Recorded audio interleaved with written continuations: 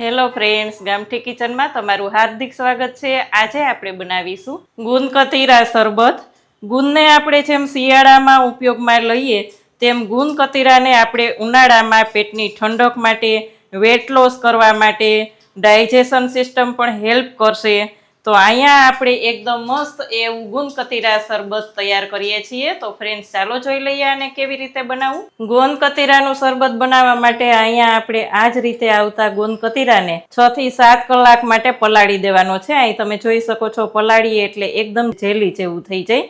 અહીંયા આપણે શિયાળામાં જે ગુંદનો ઉપયોગ કરતા હોય તેને બદલે ઉનાળામાં આપણે ગુંદ કતીરાનો ઉપયોગ કરીએ તો શરીરમાં એકદમ ઠંડુ આપતું આ શરબત આપણે બનાવીએ। શરબત બનાવવા માટે અહીંયા આપણે લઈ લેશું ફુદીનાના પાન, લીંબુના કટકા લઈ લેશું નાના નાના, લેમન જ્યુસ લઈ લેશું, એકદમ બધું ક્રશ કરી લેશું। અહીંયા આપણે આ જ રીતે બધું ક્રશ કરી લેશું।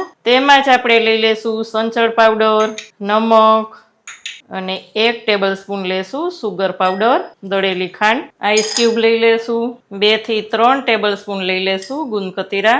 અહીંયા આપણે 15 મિનિટ પહેલા સબ્જા સીડ્સ એટલે કે જેને આપણે કહીએ ને તકમરિયા, તે પલાળી દીધા હતા અને તમે જોઈ શકો છો 15 મિનિટમાં એકદમ મસ્ત એવા પલળીને રેડી થઈ ગયા છે। 2 ટેબલ સ્પૂન લઈ લેશું અને ઉપરથી લઈ લેશું ઠંડુ ઠંડુ પાણી। તો અહીંયા જોઈ શકાય છે ફ્રેન્ડ્સ કે આપણું ગુંદ કતીરાનું શરબત શરીરને એકદમ ઠંડક આપતું એકદમ મસ્ત રેડી છે। તમને કેવું લાગ્યું કમેન્ટ ચોક્કસ કરજો। કેવી લાગી આજની રેસીપી?